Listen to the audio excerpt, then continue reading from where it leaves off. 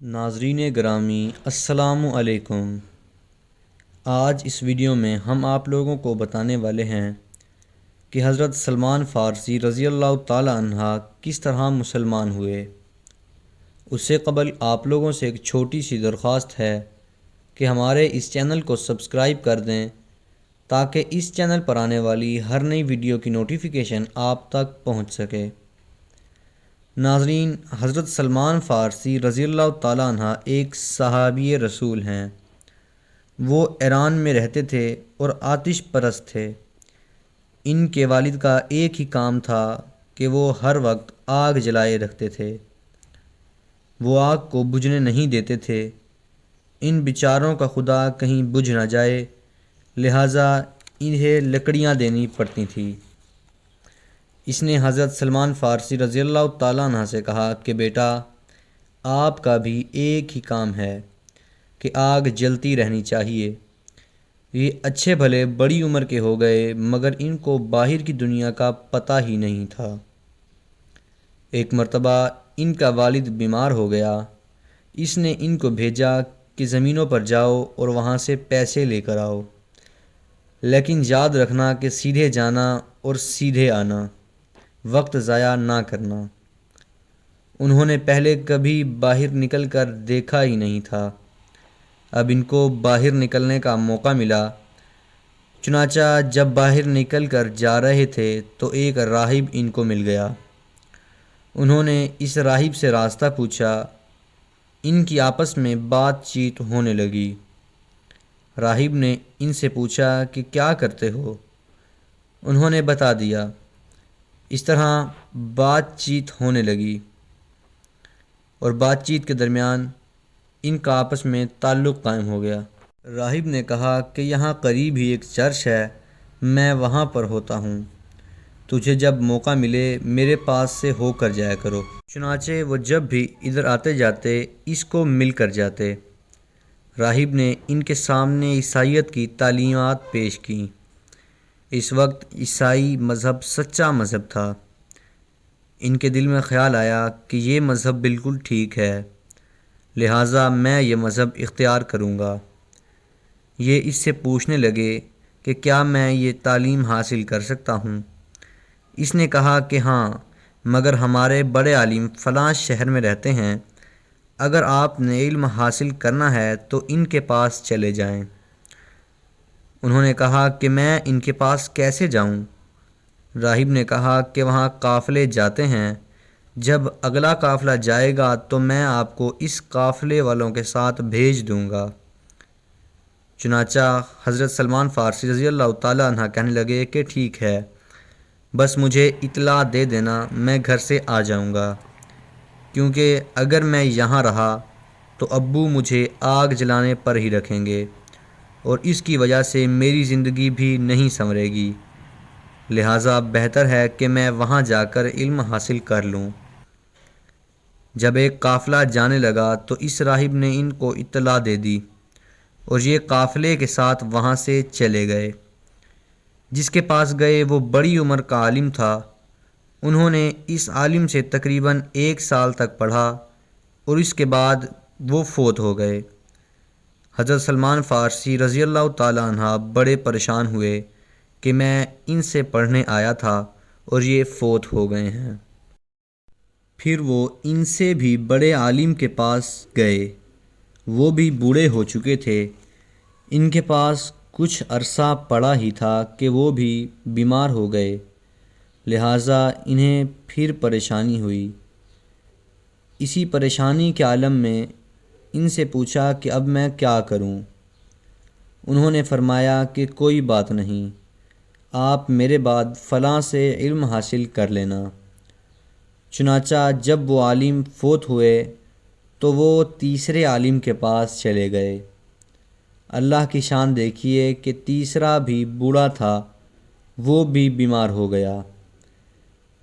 اب تو حضرت سلمان فارسی رضی اللہ تعالیٰ عنہ رونے لگے کہ پتہ نہیں یہ کیا معاملہ ہے کہ میں جدھر بھی جاتا ہوں ادھر استاد مجھے داغ مفارقت دے جاتے ہیں۔ اس نے کہا کہ پریشان ہونے کی کوئی بات نہیں، میں آپ کو ایک پکی بات بتاتا ہوں، اب تجھے کسی استاد کے پاس جانے کی ضرورت نہیں۔ حضرت سلمان فارسی رضی اللہ تعالیٰ عنہ نے پوچھا کہ وہ کیسے؟ اس عالم نے جواب دیا کہ اب وہ وقت آ گیا ہے کہ جس میں نبی آخر الزمان صلی اللہ علیہ وسلم نے تشریف لانا ہے۔ میں نشانیاں بتا دیتا ہوں، لہٰذا آپ کوشش کر کے اس علاقے میں چلے جائیں جہاں انہوں نے آنا ہے، وہاں جا کر ان سے تعلیم حاصل کرنا۔ یہ سن کر حضرت سلمان فارسی رضی اللہ تعالیٰ عنہ بہت خوش ہوئے، چنانچہ اس نے انہیں وہ نشانیاں بتا دیں اور ایک قافلے والوں کے ساتھ مدینہ کی طرف روانہ بھی کر دیا۔ اس زمانے میں مدینہ کو یثرب کہا جاتا تھا۔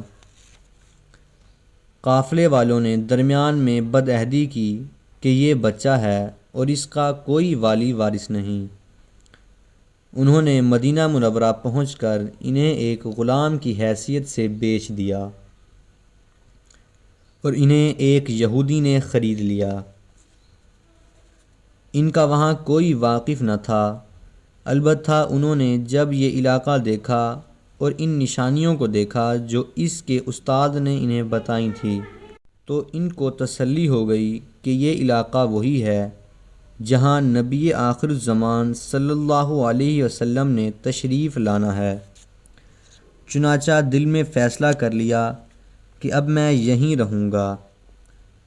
اس یہودی کا کھجوروں کا ایک باغ تھا، وہ سارا دن اس میں کام کرتے رہتے تھے۔ ایک مرتبہ کھجور کے ایک درخت پر چڑھ کر کھجور اتار رہے تھے کہ اس یہودی کا ایک دوست اسے ملنے آیا۔ وہ اس یہودی کے ساتھ مل کر باتیں کرنے لگا۔ باتوں ہی باتوں میں وہ کہنے لگا کہ مکہ سے ایک آدمی یہاں آئے ہیں اور وہ نبوت کا دعویٰ کر رہے ہیں۔ جب انہوں نے نبوت کے یہ الفاظ سنے تو انہوں نے شوق میں اوپر سے نیچے چھلانگ لگا دی، کیونکہ وہ پہلے ہی ایسی خبر پانے کے منتظر تھے۔ حضرت سلمان فارسی رضی اللہ تعالیٰ عنہ نے آ کر اس یہودی سے پوچھا کہ جی وہ کون سے نبی تشریف لائے ہیں؟ یہودی نے جب یہ سنا تو اس نے انہیں زور سے تھپڑ لگایا اور کہا کہ جا تو اپنا کام کر۔ ان کو چھلانگ لگانے سے پاؤں میں تکلیف ہو رہی تھی، ساتھ ہی تھپڑ کی تکلیف بھی برداشت کرنی پڑی۔ پھر جا کر خاموشی سے کام کرنے لگے۔ پھر اس سوچ میں پڑ گئے کہ اب میں کیا کروں۔ بالآخر ان کے دل میں ایک بات آئی کہ مجھے ہفتے میں ایک دن چھٹی ہوتی ہے، میں اس دن جا کر بستی والوں سے پوچھوں گا کہ کون آئے ہیں۔ چنانچہ وہ چھٹی کے دن بستی میں پہنچے اور پوچھتے پوچھتے وہ نبی کریم صلی اللہ علیہ وسلم کی خدمت میں پہنچ گئے اور زیارت کر کے اپنی آنکھوں کو ٹھنڈک پہنچائی۔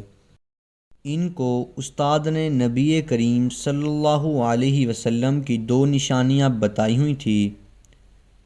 ایک نشانی تو یہ تھی کہ وہ ہدیہ قبول کر لیں گے اور دوسری نشانی یہ تھی کہ وہ صدقے کا مال قبول نہیں فرمائیں گے۔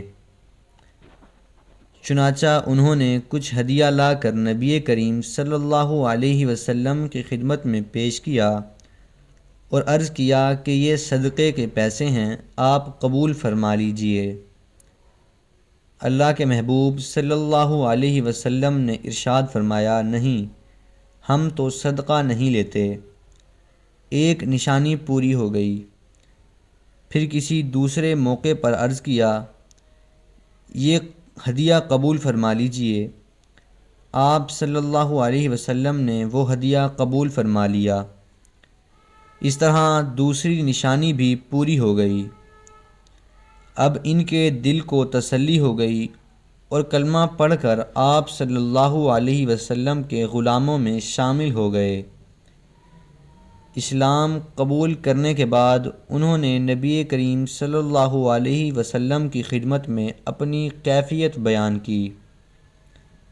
نبی کریم صلی اللہ علیہ وسلم نے ارشاد فرمایا کہ تم آتے رہا کرو۔ چنانچہ شروع میں انہوں نے اپنے ایمان کو چھپایا۔ وہ چھٹی کے دن نبی کریم صلی اللہ علیہ وسلم کی خدمت میں آ جاتے اور دن گزار کر چلے جاتے۔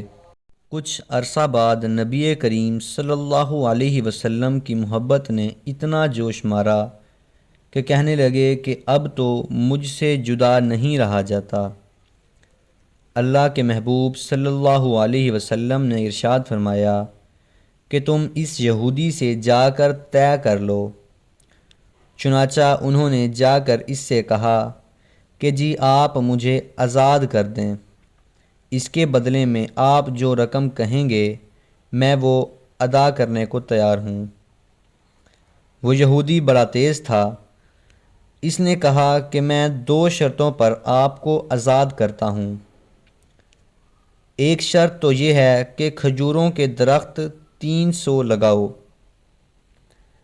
جب وہ پھل دینا شروع کر دیں تب پہلی شرط پوری ہو جائے گی۔ اس کا خیال تھا کہ اگر آج درخت لگائیں تو پھل لگنے میں کئی سال لگ جائیں گے۔ دوسری شرط یہ تھی کہ تم 3 اوقیہ سونا مجھے دینا۔ اس کا خیال تھا کہ اتنے سونے میں تو 50 غلام آ جاتے ہیں، یہ کہاں سے اتنے دے سکے گا؟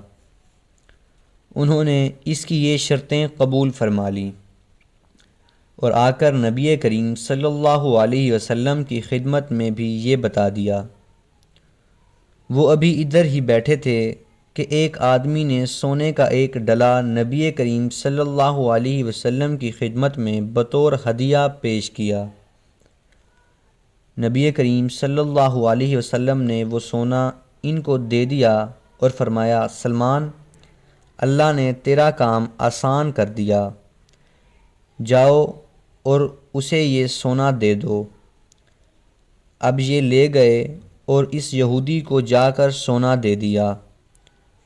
سونے کا وہ ڈلا دیکھنے میں تو چھوٹا سا لگتا تھا، لیکن جب اس نے وزن کیا تو بالکل پورا نکلا۔ وہ بڑا حیران ہوا، اس نے سوچا کہ شاید ترازو میں کوئی خرابی ہے۔ چنانچہ اس یہودی نے ترازو کو ٹھیک کیا اور پھر تولا اور دوبارہ بھی وزن پورا نکلا۔ اس طرح اس نے کئی بار وزن کیا اور ہر بار وزن برابر نکلا۔ بالآخر وہ حیران ہو کر کہنے لگا، چلو ٹھیک ہے، اب کھجوروں کا باغ لگاؤ۔ حضرت سلمان فارسی رضی اللہ تعالیٰ عنہ نے پھر نبی کریم صلی اللہ علیہ وسلم کی خدمت میں عرض کیا۔ آپ صلی اللہ علیہ وسلم نے ارشاد فرمایا کہ تم زمین تیار کرو اور ہمارا انتظار کرو، ہم آ کر تمہارے ساتھ کھجوریں لگوائیں گے۔ اللہ تعالیٰ کی شان دیکھیے کہ اللہ کے محبوب صلی اللہ علیہ وسلم نے آ کر ان کے ساتھ کھجوریں لگوائیں اور ان کھجوروں نے اسی سال پھل اٹھایا۔ جب دونوں شرطیں پوری ہو گئیں تو حضرت سلمان فارسی رضی اللہ تعالیٰ عنہ کو آزاد کرنا پڑا۔ آزاد ہو کر وہ نبی کریم صلی اللہ علیہ وسلم کی خدمت میں آ گئے اور عرض کیا، اے اللہ کے نبی صلی اللہ علیہ وسلم، میں حاضر ہوں، اب میرے لیے کیا حکم ہے؟ آپ صلی اللہ علیہ وسلم نے ارشاد فرمایا، اب تم اصحاب الصفہ میں شامل ہو جاؤ۔ جو فقراء مکہ مکرمہ، حبشہ اور دوسری جگہوں سے ہجرت کر کے آئے ہوئے تھے، ان کے لیے ایک چبوترا سا بنایا ہوا تھا، اس پر وہ رہتے تھے، ان کو اصحاب صفہ کہا جاتا تھا۔ آپ صلی اللہ علیہ وسلم نے ارشاد فرمایا کہ تم بھی انہی میں شامل ہو جاؤ۔ چنانچہ وہ بھی اصحاب صفہ میں شامل ہو گئے اور ان کے مانیٹر بن گئے۔ اب دیکھنا یہ ہے کہ اللہ تعالیٰ نے ان کے ساتھ کیا قدردانی کا معاملہ فرمایا۔ انہوں نے اپنا گھر کس لیے چھوڑا؟ اللہ تعالیٰ کے لیے۔ اور اپنے رشتہ داروں کو کس لیے چھوڑا تھا؟ اللہ تعالیٰ کے لیے۔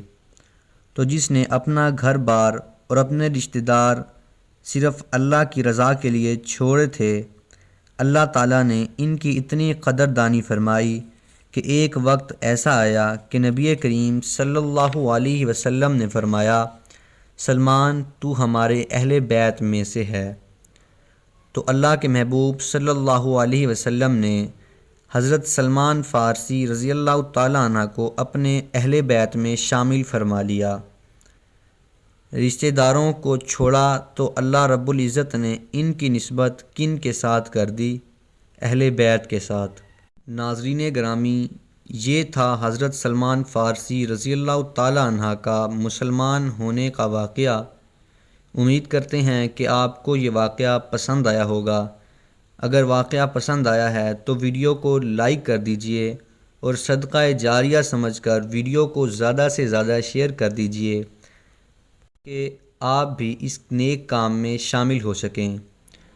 تو ملتے ہیں اگلی ویڈیو میں، تب تک کے لیے اجازت دیجیے۔ خدا حافظ۔